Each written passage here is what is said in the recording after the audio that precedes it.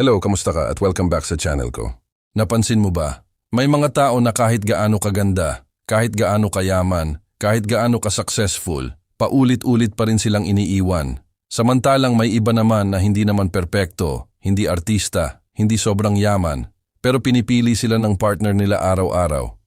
Hindi lang sa umpisa, hindi lang kapag masaya, kundi kahit may problema, kahit may tampuhan, kahit dumating ang mga pagsubok. Kaya minsan mapapatanong ka rin, ano nga ba talaga ang dahilan? Bakit may mga taong hindi kailangang habulin ang pagmamahal dahil kusa silang pinipili? Ano ang meron sa kanila? Kung isa ka sa mga taong naghahanap ng sagot sa tanong na iyan, samahan mo ako sa kwentuhang ito.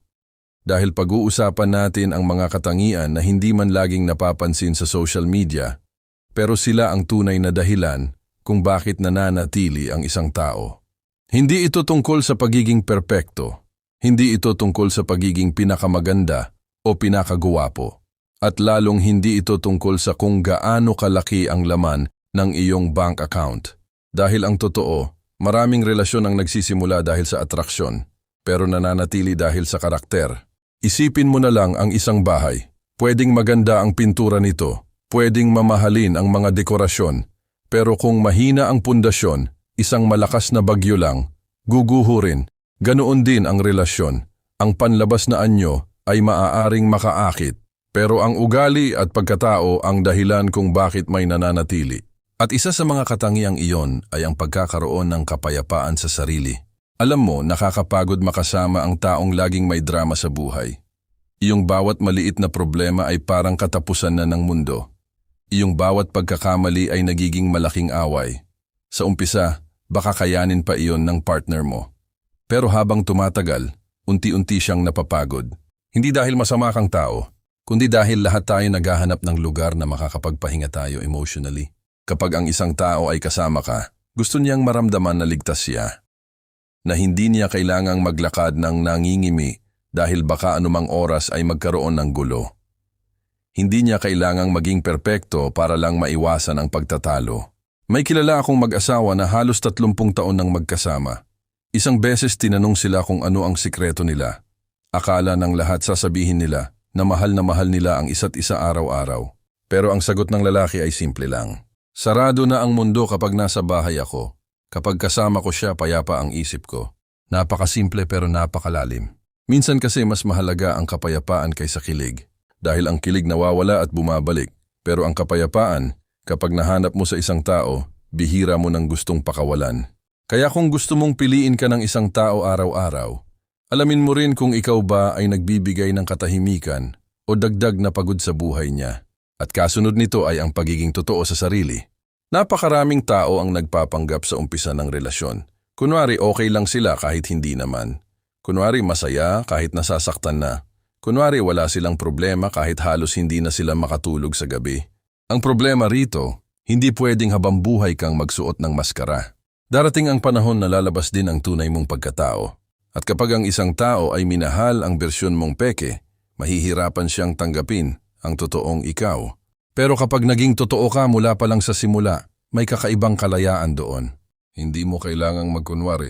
Hindi mo kailangang tandaan kung ano ang mga sinabi mong kasinungalingan. Hindi mo kailangang magpanggap na malakas kapag kailangan mo ng tulong. At alam mo kung ano ang nakakatuwa. Habang tumatanda tayo, mas lalo nating na-appreciate ang authenticity. Nung bata pa tayo, madali tayong ma-impress sa mga taong magaling magsalita. Sa mga taong parang laging perpekto. Pero habang dumarami ang karanasan natin sa buhay, mas natututo tayong pahalagahan ang mga taong totoo. Iyong kaya nilang sabihing, nagkamali ako. Iyong kaya nilang amining, nasaktan ako. Iyong kaya nilang sabihin, hindi ko alam ang sagot. Dahil ang totoo, ang pagiging totoo ay hindi kahinaan. Isa itong uri ng tapang. At ang tapang na iyon ay nagbibigay ng tiwala. Kapag nagtitiwala sa iyo ang isang tao, mas madali kang piliin araw-araw. Hindi dahil wala kang pagkukulang, kundi dahil alam niyang hindi mo siya lolokohin tungkol sa kung sino ka talaga. May isa pang katangian na madalas hindi nabibigyan ng pansin pero napakahalaga. Ito ay ang kakayahang patuloy na lumago. May mga taong kapag pumasok sa relasyon, humihinto na silang mag-improve. Parang iniisip nila na dahil may partner na sila, tapos na ang laban. Pero ang buhay hindi ganoon. Patuloy tayong nagbabago, patuloy tayong natututo, patuloy tayong nahaharap sa mga bagong hamon.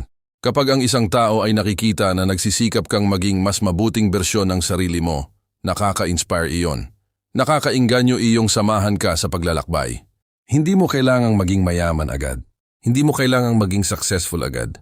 Ang mahalaga nakikita niyang may direksyon ka. May mga araw na mabagal ang progreso. May mga araw na parang walang nangyayari. Pero basta't hindi ka sumusuko sa sarili mong paglago, may dahilan siyang maniwala na maganda pa rin ang hinaharap ninyo.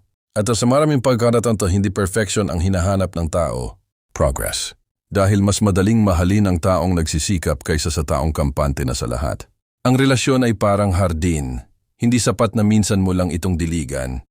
Kailangan mo itong alagaan ng paulit-ulit. At ganoon din sa sarili mo. Kapag patuloy kang lumalago bilang tao, mas nagiging masaya ang taong kasama mo na piliin ka araw-araw. May isa pang bagay na madalas hindi napapansin ng marami. Akala nila sapat na ang pagmamahal para manatili ang isang tao. Pero kung tutuusin, maraming relasyon ang puno ng pagmamahal na nauwi pa rin sa paghihiwalay. Bakit? Dahil ang pagmamahal ay parang gasolina ng sasakyan. Mahalaga ito, oo. Pero kung sira ang makina, hindi rin kayo makakarating sa pupuntahan ninyo.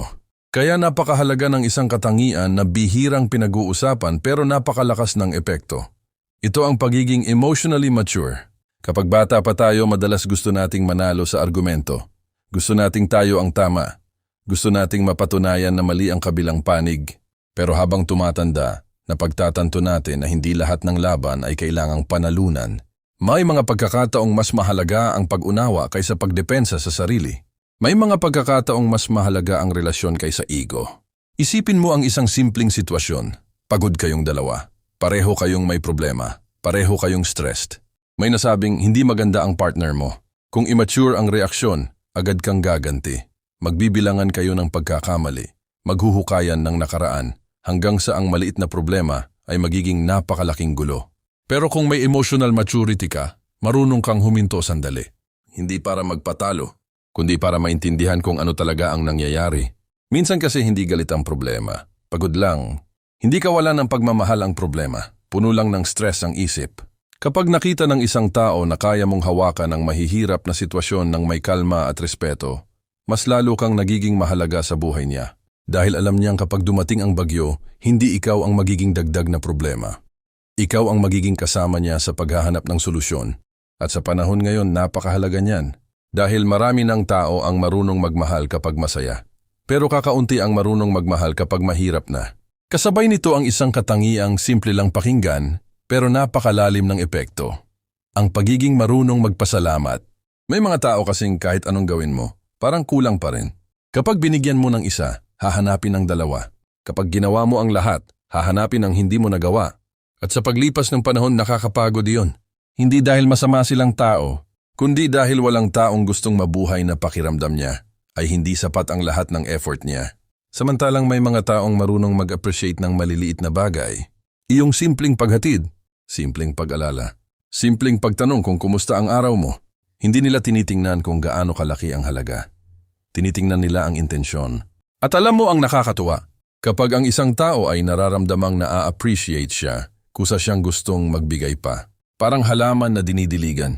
Mas lalo itong namumulaklak. Ganito rin ang mga tao.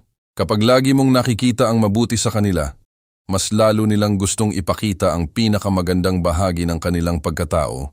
Hindi ibig sabihin na magbubulag-bulagan ka sa mga pagkukulang. Hindi rin ibig sabihin na tatanggapin mo ang maling pagtrato. Ang ibig sabihin lang, natutunan mong pahalagahan ang mabubuting bagay habang inaayos ang mga dapat pang ayusin. At yun ang klase ng taong mahirap bitawan.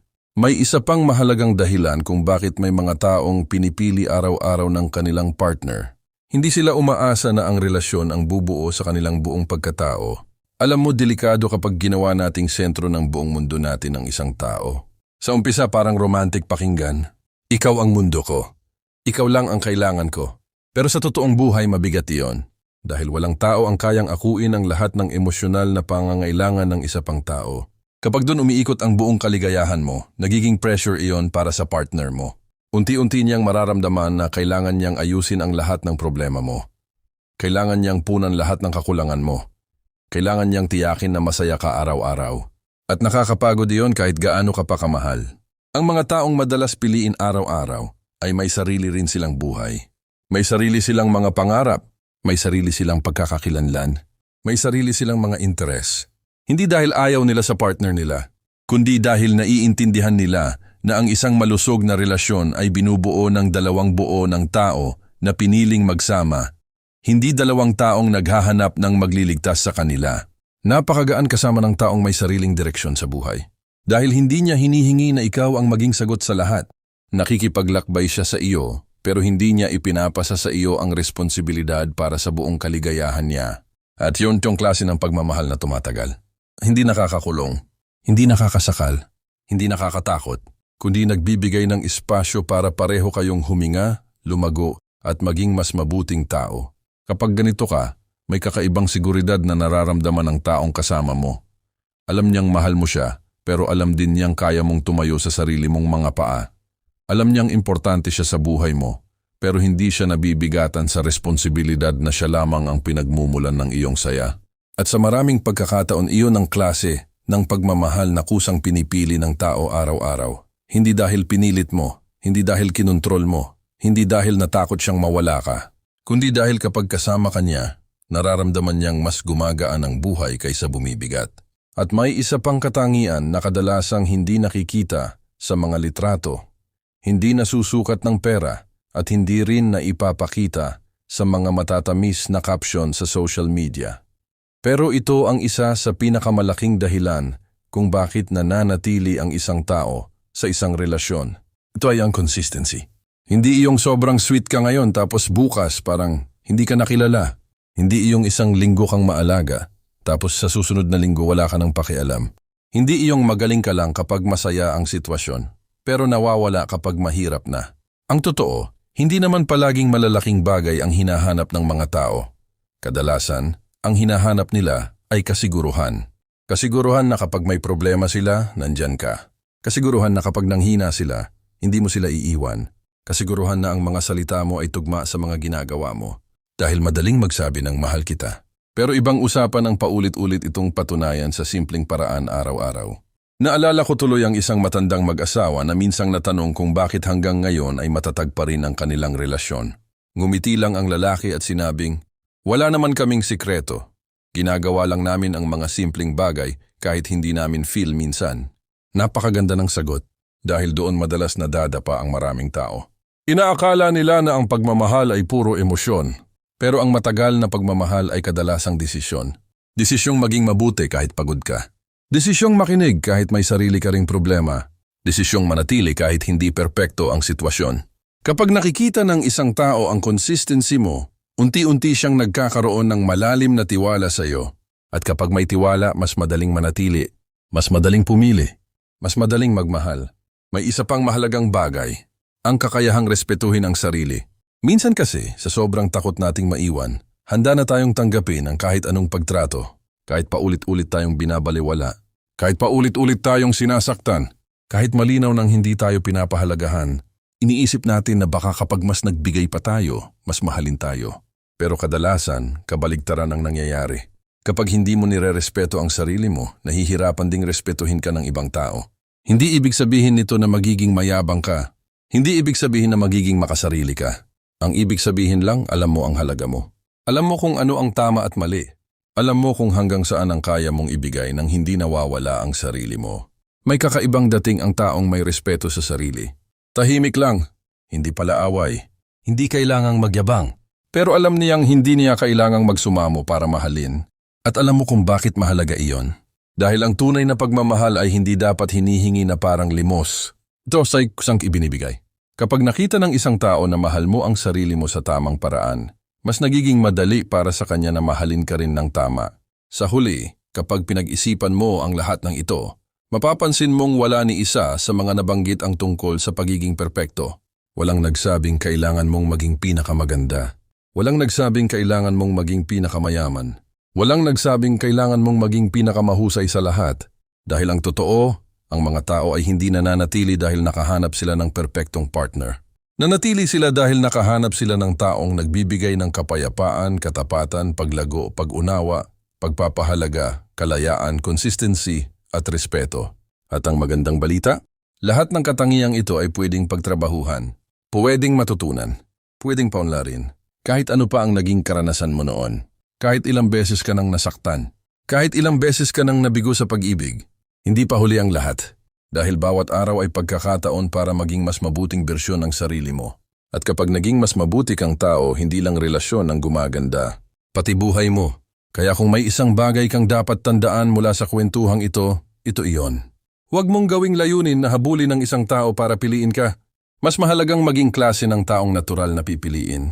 Dahil ang tunay na pagmamahal ay hindi produkto ng pagpipilit. Hindi ito resulta ng pagmamakaawa. Hindi ito bunga ng pagkontrol.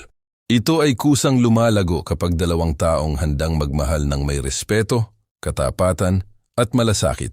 Kung umabot ka hanggang dulo ng video na ito, gusto kong malaman ang opinyon mo. Sa lahat ng mga katangiang napag-usapan natin, alin ang sa tingin mo ang pinakamahalaga sa isang relasyon? Ibahagi mo ang iyong karanasan o pananaw sa comment section. Maraming matututo mula sa iyong kwento. At kung nakatulong sa iyo ang video na ito, huwag mong kalimutang i-like at i-share para mas marami pang tao ang maabot ng mensaheng ito. At kung gusto mo ng mas marami pang usapang tungkol sa relasyon, pag-unlad ng sarili, at mga aral sa buhay na pwede nating dalhin habang tumatanda, mag-subscribe ka sa channel at pindutin ang notification bell para hindi mo ma-miss ang mga susunod nating pag-uusap. Lagi mong tandaan, hindi mo kailangang maging perpekto para mahalin. Hindi mo kailangang baguhin ang buong pagkatao mo para tanggapin. Ang kailangan mo lang ay ang tapang na maging mas mabuting bersyon ng sarili mo araw-araw. Dahil sa tamang tao, sa tamang panahon, at sa tamang paraan, ang pagmamahal ay hindi magiging isang bagay na kailangan mong habulin. Ito ay magiging isang bagay na kusang mananatili. At kapag nangyari iyon, mauunawaan mo kung bakit may mga taong pinipili araw-araw. Hindi dahil wala silang pagkukulang, kundi dahil ang presensya nila ay nagiging tahanan ng kapayapaan, tiwala at pagmamahal. Mag-ingat ka palagi, alagaan mo ang puso mo at patuloy kang maging mabuting tao. Dahil ang pinakamagandang bersyon ng buhay mo ay maaaring mas malapit na kaysa sa inaakala mo.